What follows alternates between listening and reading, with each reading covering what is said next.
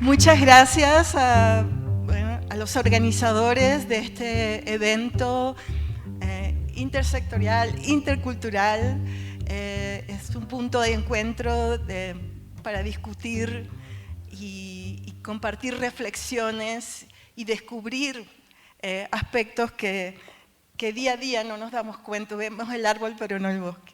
Bueno, voy a compartir con ustedes algunos puntos, algunos aprendizajes que he tenido a lo largo de estos 20 años o 25 ya de carrera. Como se hicieron en mi presentación, si bien originalmente soy de formación ecóloga, a partir del contacto con las comunidades comencé a incorporar la dimensión humana. Entonces quisiera en esta presentación transmitir esos descubrimientos personales y profesionales que espero que los invite también a discutir o a tener alguna reflexión. El tema es: no todos los fuegos son incendios, lo que hemos aprendido de las quemas culturales indígenas.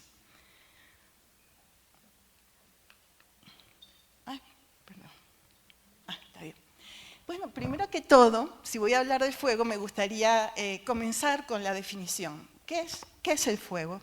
Bueno, el fuego es un proceso de combustión, un proceso, una reacción química de oxidación que expone al material combustible en presencia de oxígeno y de una fuente de calor o de ignición, con la liberación resultante final de CO2, agua y energía. Es también importante señalar que libera partículas a la atmósfera. Y el siguiente triángulo es bien importante porque define esos tres componentes que acabo de definir, como el material combustible, la fuente de ignición o de calor, y el material comburente, que generalmente es el oxígeno. Estos tres elementos son esenciales para que se inicie o continúe la propagación del fuego.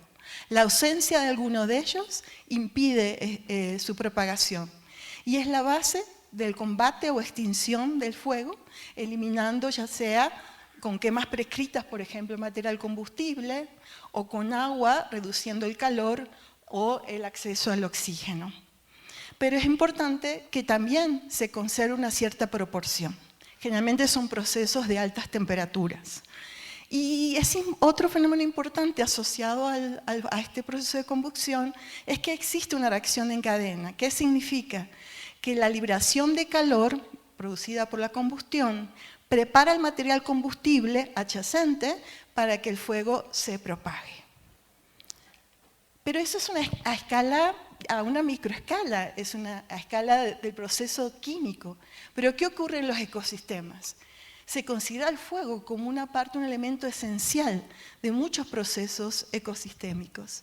Es un factor ecológico determinante y determina la ocurrencia con respecto al momento que ocurre, con qué frecuencia, con qué extensión, con qué intensidad, que se define como la liberación de energía, y también su patrón, si es en parchos continuos.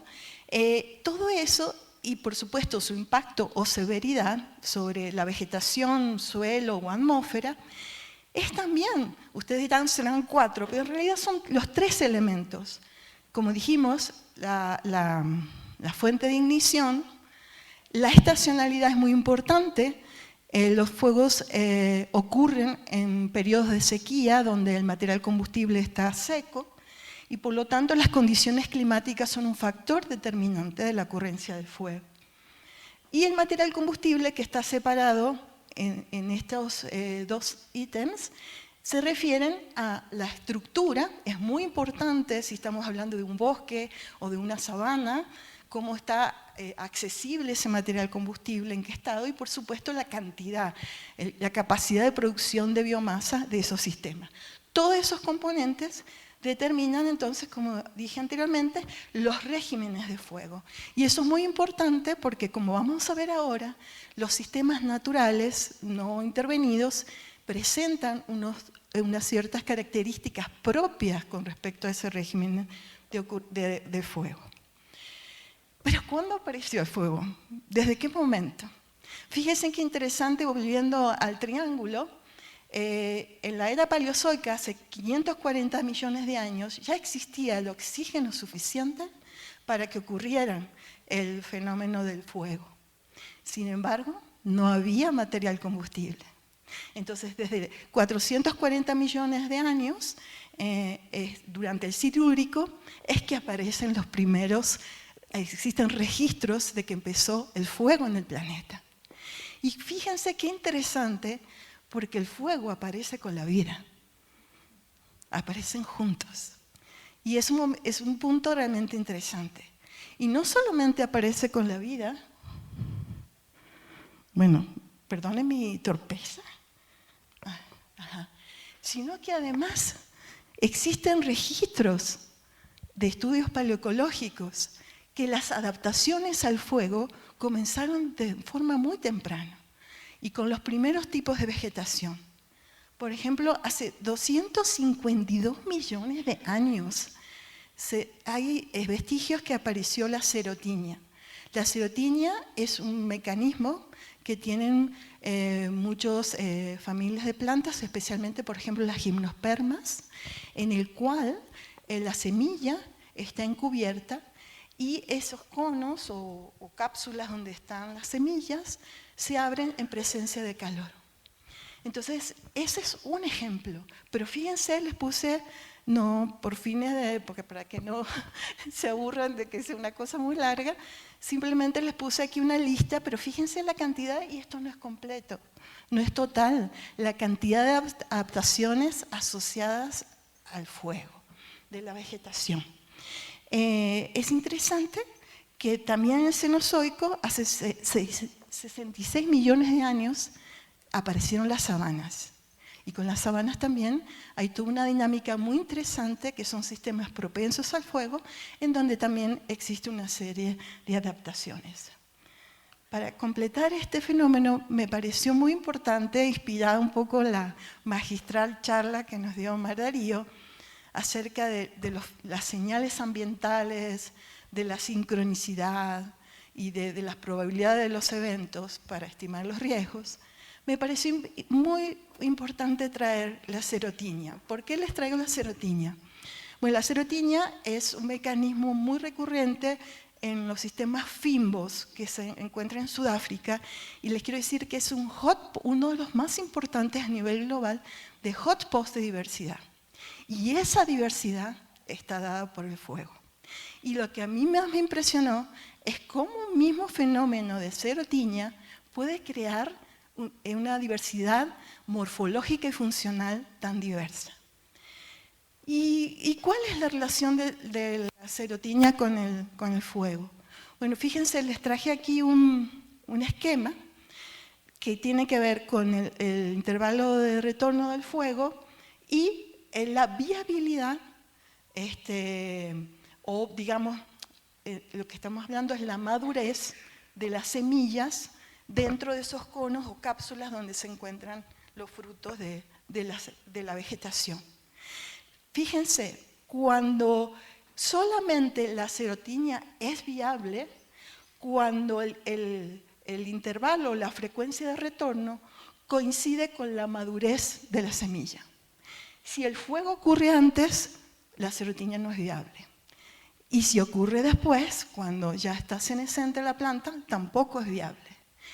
Y eso es muy importante porque muchas veces hemos discutido, sobre todo en el interesante taller del lunes, cuál es el rol ecológico del fuego con respecto al manejo. Entonces imagínense las quemas prescritas que hago en la vegetación si quiero manejar. Es importante, no siempre estamos al tanto de los factores ecológicos que están ocurriendo. Pero ¿quiénes sí lo sabían? Bueno, las comunidades locales e indígenas. Bueno, pero el fuego también tuvo un papel fundamental en la evolución del hombre. Existen vestigios indicadores de que el hombre usaba, homínidos, digamos, en particular el Homo erectus, usaba el fuego hace 1 millón de años. El primer uso que se considera que se utilizó fue para cocinar. Pero cocinar tuvo un cambio dramático social, porque implicó una distribución de funciones, desde la búsqueda del alimento, la selección de la madera, la cacería, la distribución, quién cocinaba, quién servía, quién traía. Entonces fue un elemento de unión y de organización social muy importante. El siguiente paso fue también el control, el uso del fuego en la dinámica de los ecosistemas, en manejar los hábitats.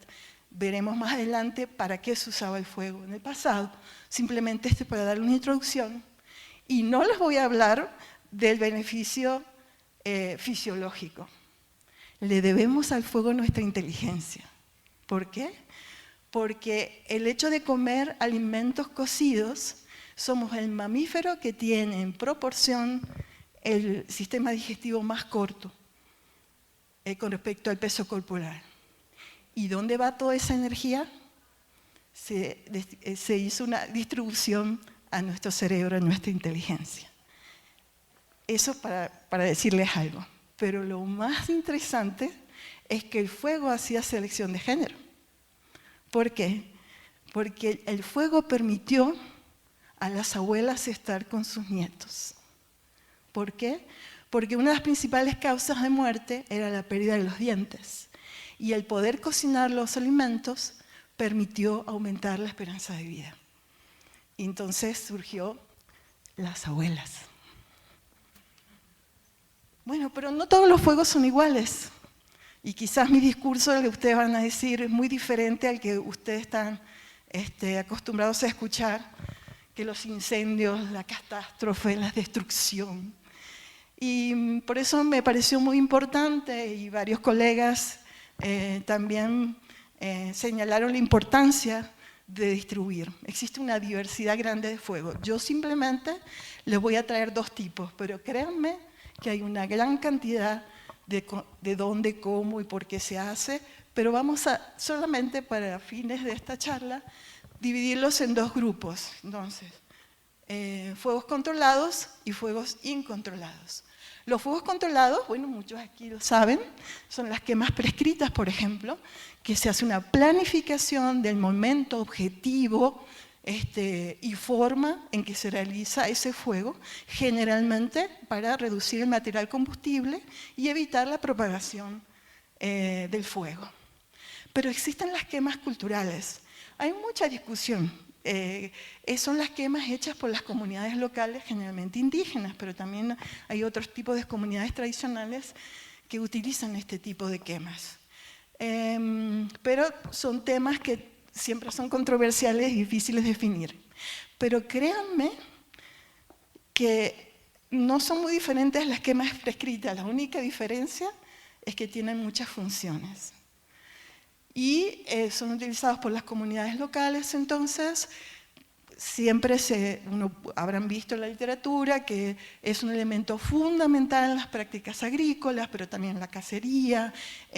Vamos a ver una serie de ejemplos para no detenernos aquí mucho, pero simplemente quiero decirles que es muy importante las comunidades indígenas, la función. Y los abuelos de las comunidades se quejan de los muchachos jóvenes porque dice, esos queman sin saber, sin función. Perdieron el conocimiento de que para qué quemamos, ¿no? Entonces, pero después, también, estos fuegos sí pueden salirse. Ay, ¿por qué? ¿Qué pasó? Me descuentan el tiempo después, ¿no? Bueno, no sé, no pasa. A ver. Ah, perdón, sí. Ay, ya no quería que lo vieran. A ver. Ok. Entonces, cuando el fuego va sin control, entonces es lo que llamamos incendio. Y no solamente que se va de control, sino que además alcanza altas velocidades de propagación y alta intensidad. Intensidad es lo mismo que liberación de energía y severidad, que se refiere a los impactos. Generalmente los incendios son los que se combaten Pero muchas veces solamente alguna diferencia geográfica, como la presencia de cuerpos de agua o cambios en el clima, que comienza a llover, el bombero mayor, son los que apagan los incendios.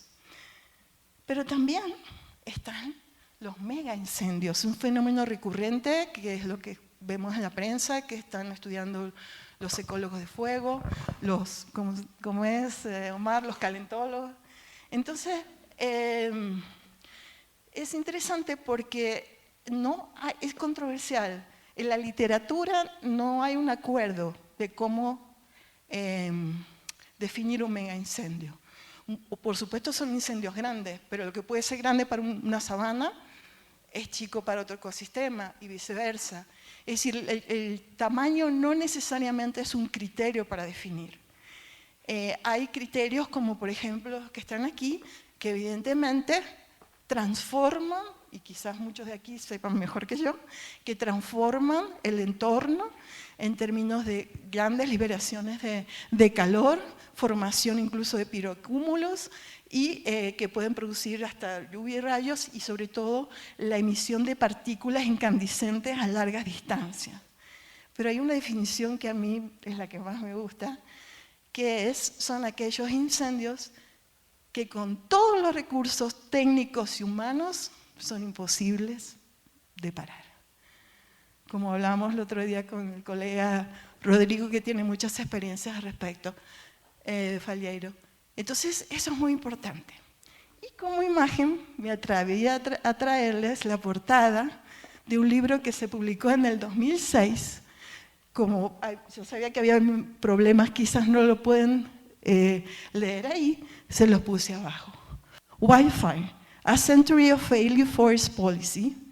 Es un libro publicado por el Servicio Forestal de Estados Unidos del programa de supresión.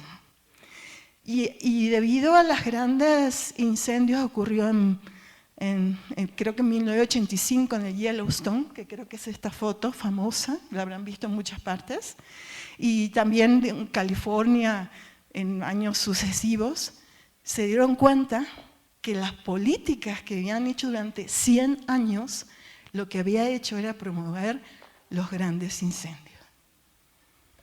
Lo que queda la deuda es el cambio de política, pero bueno, es un avance. Bueno, esto es un poco mostrarles, bueno, dónde ocurre el fuego. Hoy en día, prácticamente, a excepción de las zonas cubiertas con hielo, el fuego está a lo largo de todo el planeta. Se estima que la superficie afectada está en 400 y 500 millones de hectáreas por año y, por supuesto, en los trópicos se consideran las zonas de mayor ocurrencia, frecuencia e intensidad, asociado a patrones climáticos, obviamente, y a la presencia y dominancia de sabanas, que son sistemas propensos a las quemas. También el fuego está asociado a las emisiones, y eso es la gran, digamos, discusión y preocupación asociada también al fuego, y se estima en un periodo de 10 años, hasta el 2017, se estimó que el 22%, las emisiones totales globales de los fuegos equivalen a entre el 22%, pero en las últimas décadas esa cifra puede llegar hasta el 50%. A un nivel mucho más local, gracias a una imagen que me prestó mi querido colega Carlos Pinto, aquí, según estas cifras, más del 14% de la Amazonia está impactada por los incendios. Acuérdense, incendios, aquel sin control. Y en esta gráfica no está mostrada, pero en las últimas décadas uno ve que esas ocurrencias de incendios superan el promedio histórico, ¿no? A una escala ya más continental, esta es una gráfica, no sé si la pueden apreciar, que tiene que ver con los patrones de foco de calor de fuegos activos desde el año 2011 hasta el 2020, y las flechas indican los picos de calor. Como Sudamérica está más del hemisferio sur, por aquí está más o menos el Ecuador, los picos de incendios coinciden con digamos, el invierno del hemisferio sur. Por eso ese pico. Y el otro corresponde al hemisferio norte, ¿no? Venezuela, Colombia, por ejemplo. Es interesante, obviamente, la gráfica es bien explícita, hay un aumento en el número de focos activos en la última década, pero les traje este mapa porque me pareció muy interesante que esos indicadores están aumentando especialmente en las áreas protegidas. Entonces hay algo que, si son protegidas, hay políticas que no estamos haciendo del todo bien. Bueno, este es el que me comentó también Omar Darío. Fue para mí la oportunidad de conocer a Omar Cardona y aprender realmente qué significa riesgo, vulnerabilidad, exposición y sobre todo, lo más importante, cómo podemos unir esos conceptos con la adaptación al cambio climático. Y esta iniciativa, coordinada por José Manuel, fue muy importante porque fue un reporte Río CADAP que reúne a todos los países, Río CC, que son los ministerios del ambiente, todas las instituciones institucionales de políticas públicas que atienden el cambio climático de Iberoamérica. En esta oportunidad yo coordiné, perdón, José Manuel Moreno, no sé si dije el apellido, perdón. Entonces, yo coordiné el capítulo de incendios. Entonces, este mapa, como verán, también incluye Iberoamérica, pero lo traje porque, por supuesto, incluye Latinoamérica. Revela que los niveles de incidencia de incendios en la región son altos a muy altos, de acuerdo a escalas ya determinadas, con más de 40 millones de hectáreas anualmente, y lo cual representa entre el 7 y el 14% del área quemada a nivel mundial. Por supuesto, hay variaciones interanuales. Y estas gráficas me pareció muy interesante porque se hizo un esfuerzo en recoger cuáles fueron las áreas afectadas. En este caso es en superficie y se tomaron los datos existentes entre 2001 y 2019 de los diferentes países. No están todos los países porque no todos los países hacen monitoreo y tienen disponibles la base de datos.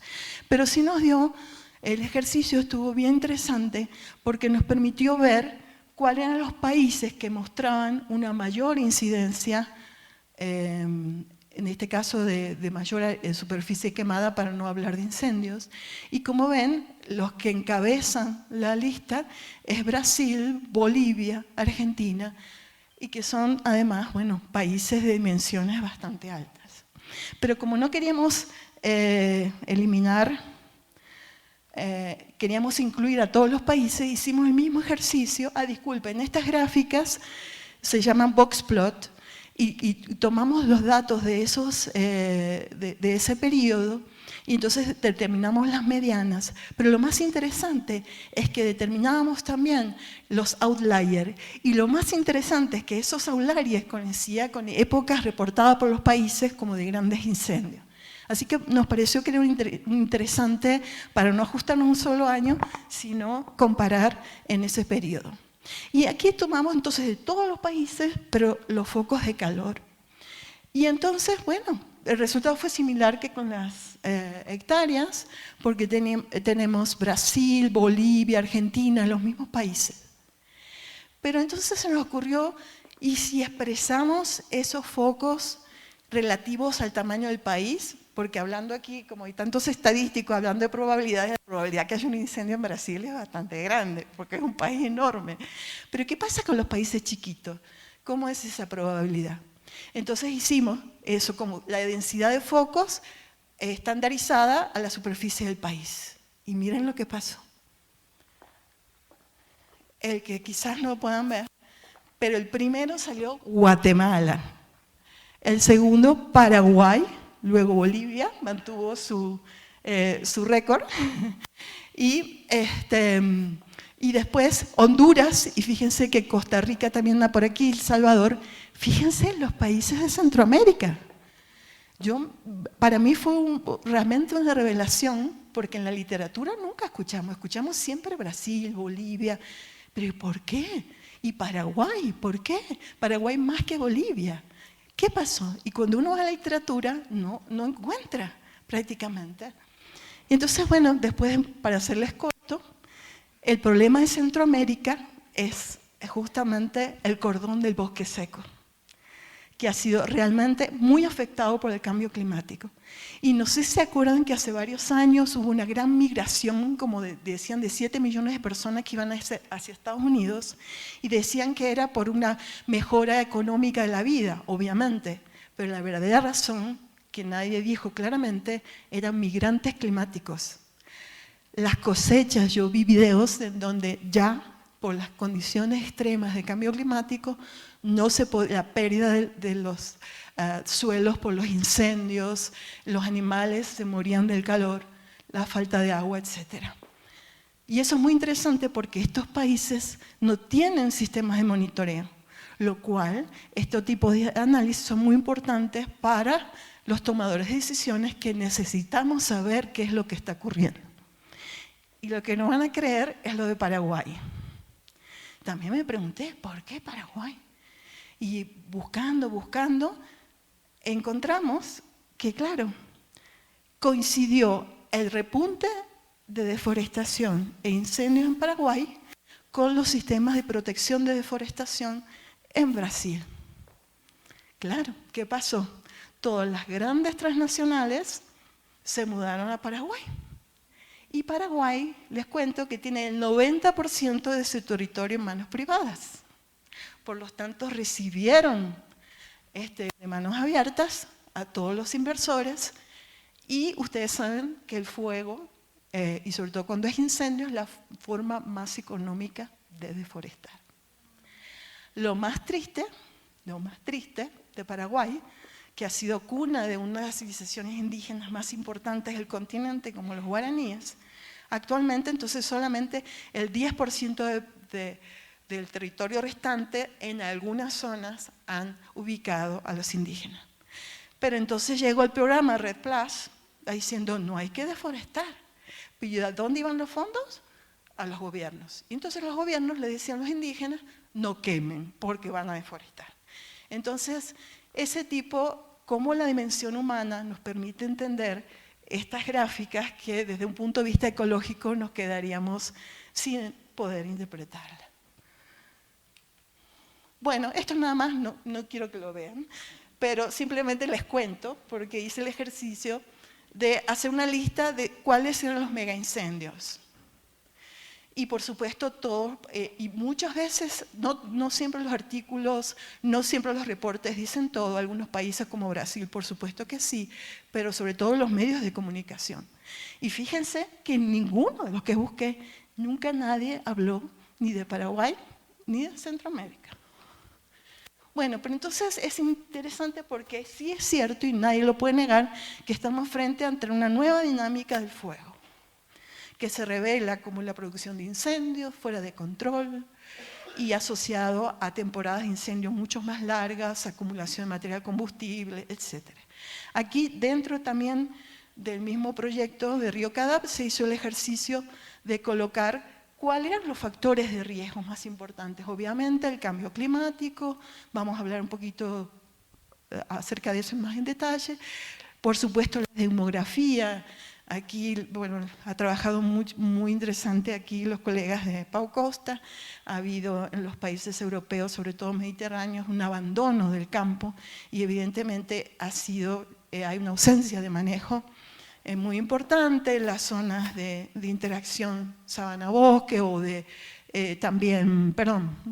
urbano-rural o rural-urbano. Es una causa muy importante. Por supuesto, los cambios de uso del suelo, que vamos a ver un poquito, y también las políticas de manejo del fuego, que también vamos a ver un poquito más adelante. Bueno, por supuesto tenemos que hablar del cambio climático, voy a tratar de ir un poquito más rápido porque aquí seguro están más familiarizados que yo.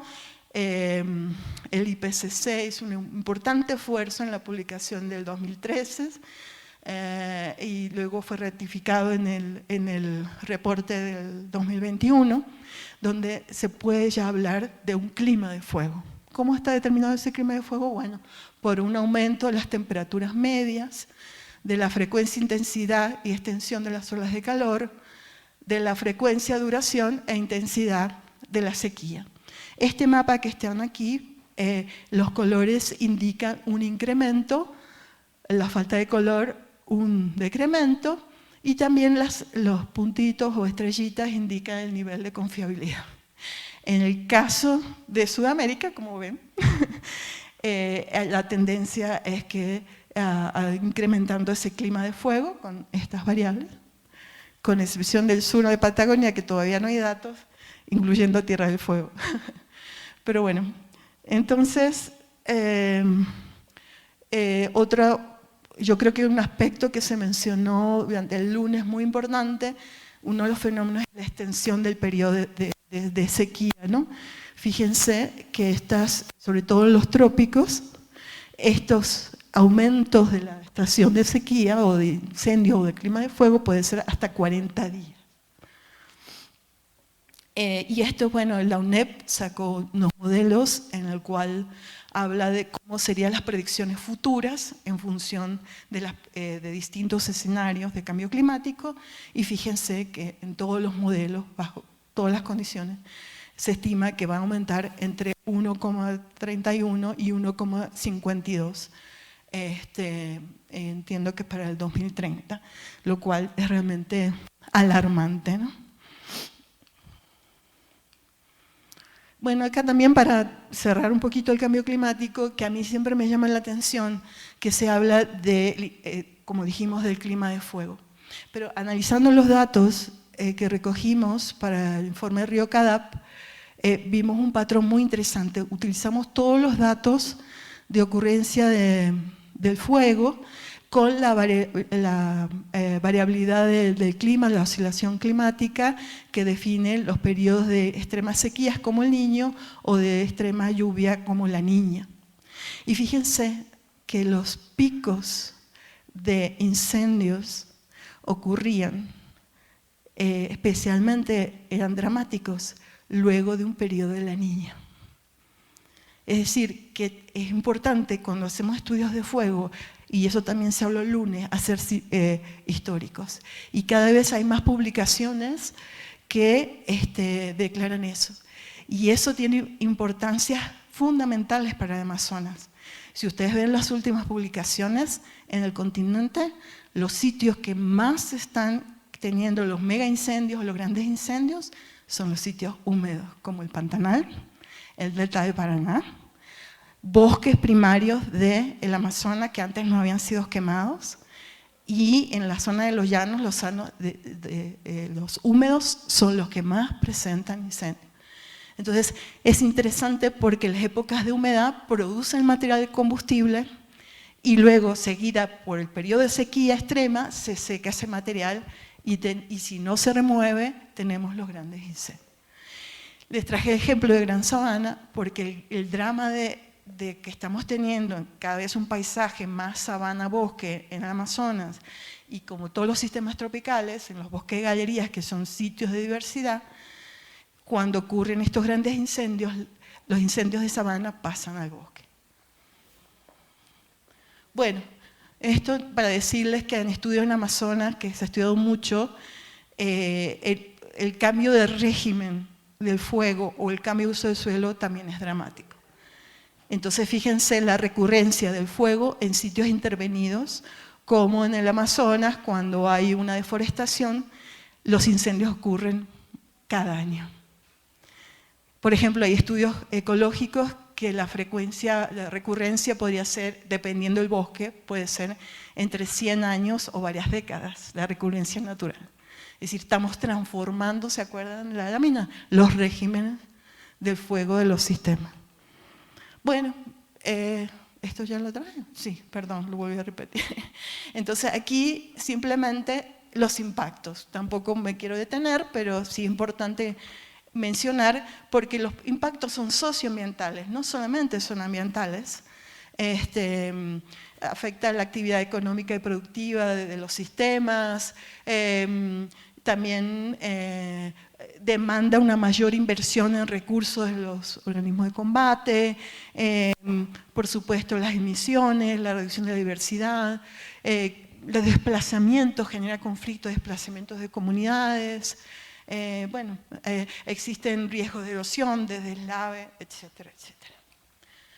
Pero bueno, entonces la mayoría de los países, no solo en Sudamérica, sino a nivel global, ha apostado a políticas de supresión, políticas de fuego cero, con la intención de eliminar todo tipo de fuego, considerando que todos aquellos eran una amenaza. Y el problema está que no solamente implica el argumento de eliminar el fuego de los sistemas e incluso de los dependientes del fuego, sino también la alta inversión en recursos tecnológicos, humanos y una serie de despliegues. Por ejemplo, Estados Unidos utiliza anualmente 5 billones de dólares en combatir los incendios y el último de California utilizó 2 billones. Evidentemente son cifras que para nuestros territorios o nuestros países, como la interesante charla de cómo era el riesgo de no de la rota, sino de pagar un dinero que no tenemos, ¿no? Ese es el otro. Pero yo creo que el más grave es la idea de no solamente excluir el fuego, sino de excluir el conocimiento que se tiene del fuego de las comunidades locales. Y hay otra cosa que, aprendiendo, perdón que lo nombre tanto a los que trabajan con reducción de riesgo, que realmente me abrieron una nueva dimensión de entendimiento. Generalmente, cuando lo iba a decir con los mega incendios, pero mucha gente que trabaja con reducción de desastres habla de los huracanes, ¿no? Y cuando vi que esos fuegos de sexta generación generaban esos casi huracanes, yo quisiera preguntar si alguien lo sabe, ¿por qué las políticas han estado dirigidas a combatir la amenaza? A nadie se le ocurre combatir un huracán, porque, ¿no? Entonces, considerando que el riesgo es amenaza por vulnerabilidad y exposición, estas políticas hemos gastado esfuerzos en luchar contra las amenazas. Entonces, creo que el cambio también en un marco de esta reunión de políticas de riesgo, tenemos que trabajar, es una invitación a trabajar en la vulnerabilidad. Bueno, entonces, ¿existen otros escenarios? Sí, existen. Sobre todo voy a concentrarme en América tropical. Hay indicios que se usó el fuego, hay un récord de hace 30.000 años, pero muchos récords, y sobre todo en Amazonas, de entre 10.000 y 11.000 años, del uso del fuego para distintas actividades. Por ejemplo, la fertilidad del suelo, la formación de la terra preta, que es muy interesante porque es una quema controlada que produce carbón negro. Y yo haciendo un informe por otras razones, me di cuenta que en Europa, por ejemplo, países como Holanda, compran hoy en día el carbón negro, el charcoal, como una manera de fertilización. En América tropical nosotros ya no producimos la terra preta ni el charcoal. Interesante. Entonces, pero evidentemente el tema lo voy a tocar puntualmente más tarde, pero les quiero decir que sin el fuego no tendríamos culturas indígenas, sobre todo en los trópicos. Los trópicos sudamericanos presentan los suelos más pobres del planeta, que es una paradoja porque sostienen los sistemas más productivos del planeta, los sistemas naturales que son los bosques húmedos tropicales. Es una paradoja más larga, pero es para otra clase de ecología, pero interesante porque en los sistemas templados los nutrientes están en el suelo, no en la vegetación. En los trópicos los nutrientes están en la vegetación, no están en el suelo. Los suelos son ácidos y muy lavados por las lluvias. Entonces el fuego que hace es como una descomposición instantánea. promueve la liberación de los nutrientes que están en la vegetación en el suelo. Y eso lo sabían los indígenas, y eso es lo que permitió el sistema de seguridad alimentaria, de producción de alimentos, que veremos más tarde. Hay una sinfín de otros usos, pero por fines de tiempo,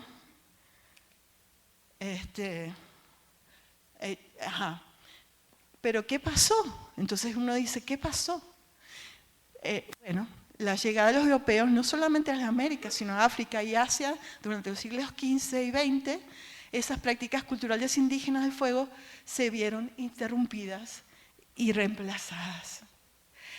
Y claro, porque cuando llegaron los europeos, por ejemplo los portugueses a Brasil, que entraron por la Mata Atlántica, el fuego es la manera más rápida de deforestar y hacer los asentamientos humanos. Y además introdujeron el ganado, que no existía, entonces necesitaban áreas abiertas. Y también las ciudades. Entonces, y además los sistemas de cultivos, que eran monocultivos, a diferencia de las comunidades indígenas. Y además no se consideró, y se consideró incluso hasta peligrosas las actividades de uso de fuego de las comunidades locales. Pero entonces, claro, uno dice, bueno, ¿y qué pasa? ¿Dónde estamos hoy? ¿Tenemos posibilidad de revitalizar, de recuperar esas prácticas? ¿Podemos incorporarlas en las políticas? Bueno, es otra de las paradojas. El fuego está lleno de paradojas, porque somos el continente de mayor diversidad cultural en el mundo. No en términos de habitantes, que lo tiene Asia, pero sí en diferentes grupos lingüísticos. Tenemos, como dice ahí, más de 826 pueblos, y seguramente faltarán más por considerar, entre 45 y 58 millones de habitantes, y bueno, unas cifras de densidad. Lamento que quizás, si yo no lo veo, quizás ustedes tampoco, pero me van a creer que están puestos en orden de importancia el porcentaje de población indígena, no en cantidad, sino en porcentaje. Y fíjense que obviamente México, pero sobre todo Bolivia, es uno de los países que tiene mayor proporción, y tuvimos representantes de todos los avances que están haciendo en Bolivia con respecto al manejo indígena del fuego, tiene un 48% de su población indígena. Es decir, que todavía tenemos la esperanza de poder aprender e incorporar. Bueno, estudios, yo puse solamente algunos y no lo he actualizado de verdad, pero existen evidencias que el manejo indígena promueve la diversidad, reduce la deforestación, la conversión de hábitat y menores emisiones de gases de efecto invernadero. Aquí les traigo un trabajo que me pareció muy interesante, que muestra cuantitativamente el poder del manejo indígena. Porque fíjense, estos son diferentes sitios de Amazonia, y estos autores comparan cuál era la capacidad de retención de los stocks de carbono en diferentes sistemas de manejo, con territorios indígenas, áreas protegidas, y combinadas las dos, y por supuesto otras sin ninguno de estos regímenes. Y fíjense, los territorios indígenas tienen la mayor capacidad de retención. Este mayor negativo es decir que no se pierden. Y fíjense que solamente pierden el 0.1%. Y fíjense cómo va cambiando. Le sigue la combinación que existe en muchos sitios de áreas protegidas con comunidades indígenas, y las áreas protegidas están por debajo, tienen menor capacidad de retención de carbono que incluso las tierras indígenas. Y bueno, miren el valor, si no lo ven les digo, es menos 1159. Comparado con menos 23 de las tierras indígenas. Es decir, que algo tenemos que aprender. Bueno, también quería agregar que, sin embargo, la participación de los pueblos indígenas en la formulación de políticas y la gestión de sus propios territorios en nuestro continente todavía es muy limitada. Trataré de ser lo más breve posible y no abusar de su paciencia, que quisiera compartir a ustedes el ejemplo de Venezuela, del Parque Nacional Canaima, que es patrimonio de la humanidad. Este es el norte de Amazonas, pero también es el corazón del escudo guayenés, que es una de las zonas más viejas del planeta. comprende 30.000 kilómetros cuadrados, pero también se encuentra en la cuenca del río Caroní, que sostiene una planta hidroeléctrica que aporta el 70 y 80% de toda la energía de Venezuela. Por lo tanto, es una región crítica también. Entonces, también es el hogar de la comunidad indígena Pemón, de un grupo Carib, que tienen diferentes también grupos culturales, la Becunas, Torepán y Camaracoto, y que en los últimos años ellos viven en el parque y han tenido un crecimiento poblacional también. El fuego es la base, como todas las culturas indígenas del continente. El fuego es una herramienta esencial en sus prácticas, principalmente de agricultura. Conuco se refiere a esa parcelita que se usa para hacer los cultivos. Son sistemas rotatorios, quiere decir que usan por 3 años ese sitio, lo abandonan, van a otro sitio y comienza el ciclo por 3 años y así. El tiempo, me criticaron porque yo decía de abandono, no es de abandono, sino que es de restauración, porque las cenizas dejan suficiente como para que se restaure rápidamente esos sistemas. Y son quemas controladas, como podrán ver. También la cacería es un sistema muy sofisticado y también es controlado. Y bueno, un montón de prácticas, le digo más de 14. Bueno, lo otro, rápidamente, el programa de la compañía eléctrica era prácticamente suprimir todo tipo de incendios, y nos llaman y de fuego, incluso decían los pemones eran los quemones. Entonces nos invitan para hacer un estudio ecológico del fuego para entender más los impactos y mejorar el sistema de combate del cuerpo de bomberos. Entonces hicimos un diseño, un experimento que duró 12 años en un gradiente sabana-bosque, con parcelas de distintas repeticiones, distintos tratamientos de quemas al inicio, en la mitad y al final de la estación seca, en diferentes años, etcétera, para reproducir una gran variabilidad. Y sobre todo nos interesaba sabana-bosque porque el bosque era el que más podía ser afectado. Pero bueno, nosotros sabíamos hacer los experimentos, pero no sabíamos hacer quemas, entonces invitamos a las comunidades y todas las quemas, los criterios, el momento, todo fue decidido por las comunidades indígenas. Estos son los resultados, esta es la cantidad de biomasa a lo largo de 12 años y esta es la proporción de materia muerta verde. No los quiero entretener mucho, pero simplemente es para indicar, obviamente, que nosotros vimos que necesitaban una cantidad de biomasa mínima para que el fuego pudiera propagarse, que era de 600 gramos por metro cuadrado, y que por debajo de 2 años, generalmente 3, esa cantidad de biomasa no se alcanzaba. Y por supuesto el otro importante resultado, que a medida que no se volvía a quemar, había una gran acumulación de biomasa.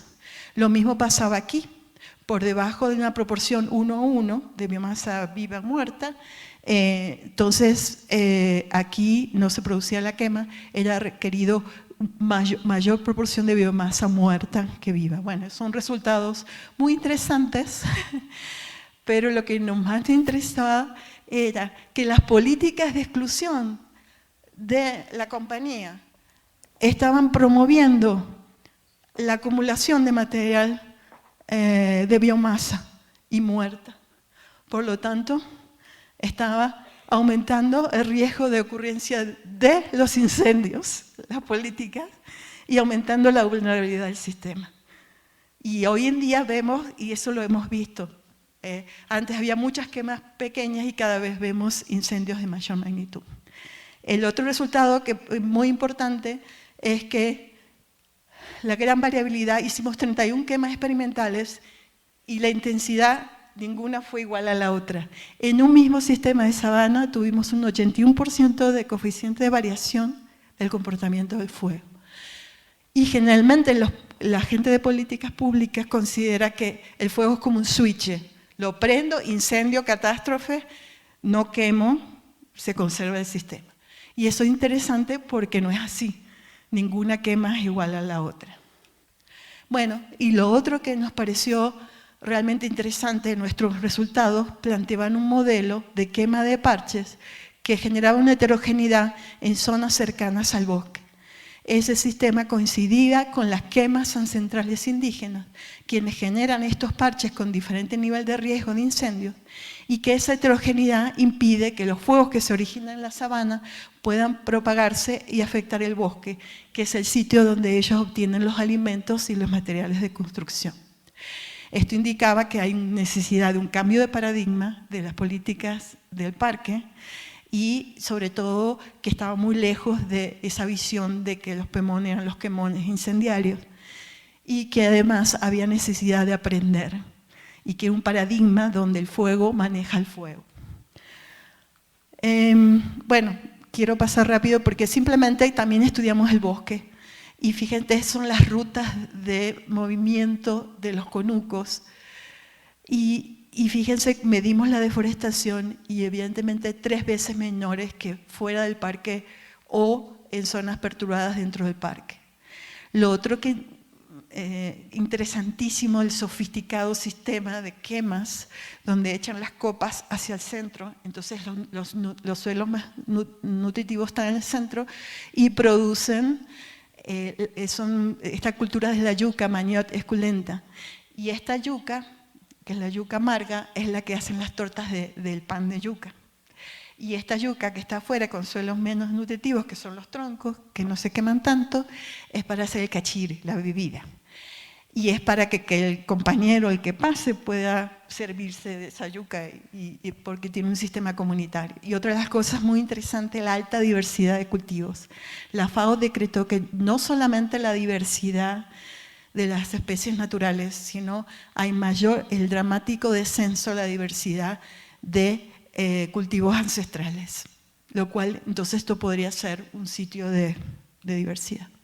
Bueno, todo esto es para convencerlos, pero esto nada más es el suelo, que ven que también el suelo fertiliza y también reduce los niveles de toxicidad del aluminio, que es contaminante para las plantas, y aumenta dramáticamente el pH.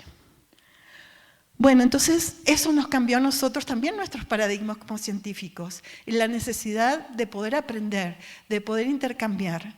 Y también vimos una enorme disposición por parte de los cuerpos de bomberos a aprender y a intercambiar experiencias. Entonces cambiamos nuestro modelo incluso de investigación, y que generamos a través del intercambio de saberes y con diferentes actores la idea de generar modelos que después explico un poco mejor, de manejo integral y sobre todo participativo del fuego en el Parque Nacional. También las comunidades nos dijeron la necesidad de revitalizar ese conocimiento que se está perdiendo. Bueno, es una serie de avances en el cual se generó respeto, se generó la comunicación, y como dijo la colega Diana, que tuvo el lunes, la corresponsabilidad del manejo del parque hacia un modelo de manejo integral y participativo del fuego que, a pesar de todas las limitaciones de distancia y demás, continúa hasta hoy en día. Bueno, un poco de explicar qué es el manejo integral del fuego. Entonces tienen el modelo clásico, ha sido el de manejo del fuego, que consiste en la supresión, prevención y uso del fuego. Y este modelo que propuso Myers en el 2006 incorpora, además del manejo del fuego, la dimensión cultural, que es la que hablamos, y también el rol ecológico. Es decir, un buen manejo integral debería incluir los 3 componentes. Bueno, y quería decir que, bueno, esto es un ejemplo en Venezuela, pero no puedo pasar sin decir las inspiradoras experiencias, incluso a nivel institucional, que han ocurrido en varios países, por ejemplo, Brasil, en donde ha tenido, Rodrigo Falieiro, que es uno de los colegas, uno de los pioneros que promovió estos sistemas.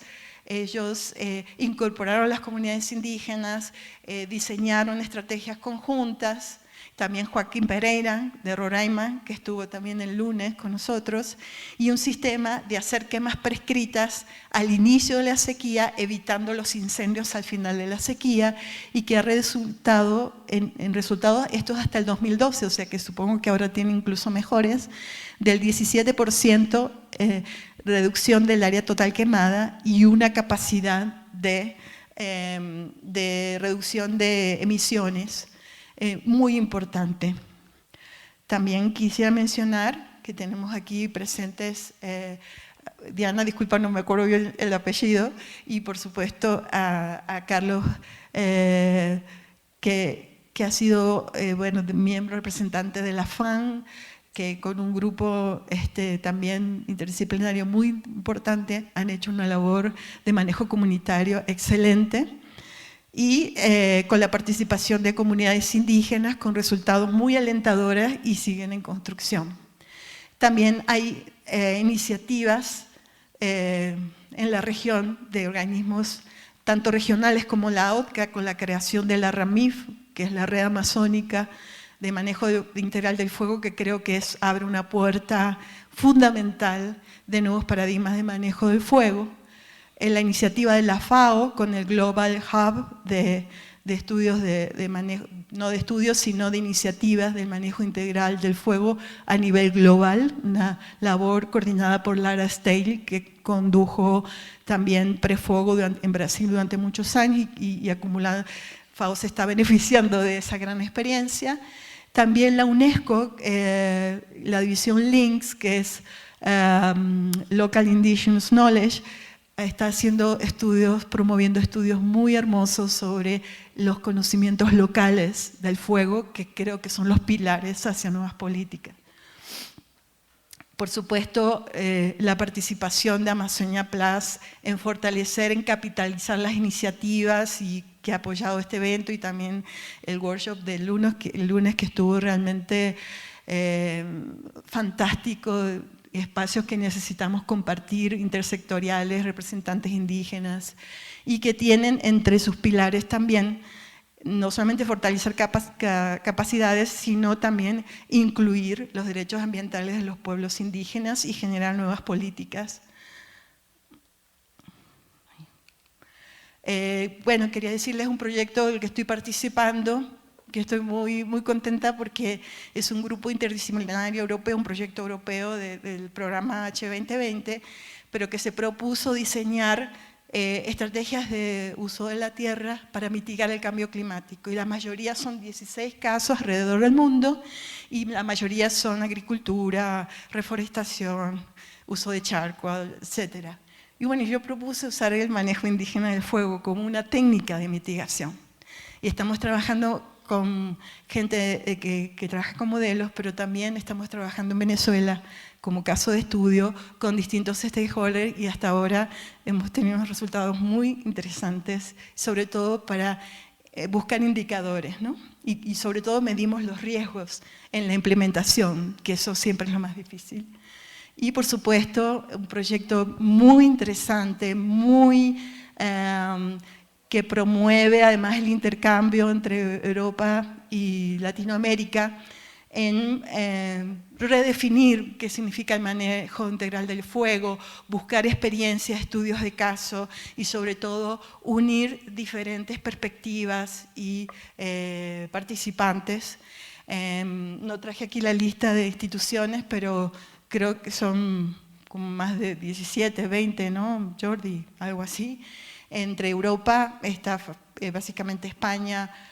Pau Costa es una de las coordinadores, que es una fundación española que justamente está promoviendo estos nuevos paradigmas del fuego en Europa, en España, y también con grandes colaboraciones en Latinoamérica. Y en mi caso, con mi colega Rachel Carmenta, estamos coordinando el World Package 3, que es justamente los servicios interculturales. Sí, ya terminé. Bueno, y para terminar, quería darles un mensaje.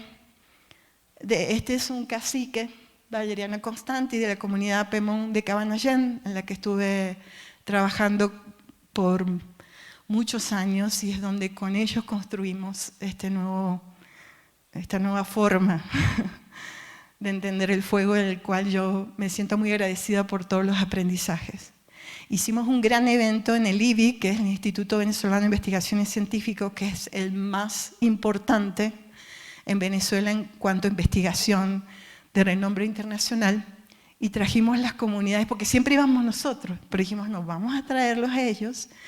Trajimos investigadores y trajimos a los cuerpos bomberos del país, y estuvimos en una reunión con 80 participantes durante una semana. Y le dimos la palabra de cierre a Cacique Valeriano, y que, bueno, me voy a atrever a leerlo porque quizás no lo sepa repetir exactamente. Dice, mira hijo, no vayas por delante de mí, porque, ¿por qué dijo eso el sabio anciano indígena? Porque en el viaje uno se adelanta. Es más probable que tropiece, podría haber un animal, podría haber una serpiente o una araña que te pique. Pero tampoco vayas detrás de mí. Si lo haces, no podrás ver lo que yo estoy viendo, ya que estoy delante de ti. Por eso nuestros abuelos decían que debíamos los dos ir juntos de la mano. Así los dos podríamos ver lo que hay delante y no nos tropezaríamos. Este es mi consejo para las instituciones, la academia y el gobierno. Agarrémonos todos y vayamos juntos, para que nadie corra el riesgo de tropezarse y caer. A mí me pareció, como siempre ellos, de una sabiduría que creo que no hay fórmulas, no hay soluciones que siempre nos piden los políticos. Lo que sí hay formas es cómo construir las soluciones. Y la única forma de construirla es a través de la cooperación, a través de ir juntos, como dijo Valeriano. Ay, perdón, no sé qué pasó. No, solamente quería... Ah, no, espera. Ay.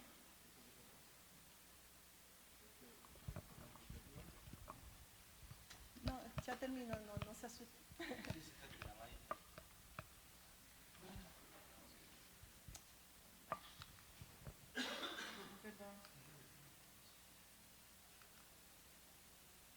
No lo voy a leer todo, pero simplemente es el mensaje de que la construcción conjunta de buscar, necesitamos políticas no solamente que sean efectivas, pero también que sean justas, que sean interdisciplinarias e intersectoriales, y que seguro ha demostrado que esas políticas van a conservar la diversidad, conservar los sistemas y serán un nivel de sustentabilidad, reducción de riesgo y aumento de la esperanza de nuestra supervivencia ante estos nuevos planetas en llamas. Y bueno, mi último mensaje, volviendo al título, no todos los fuegos son incendios, algunos no deben apagarse. Bueno, muchísimas gracias por su paciencia.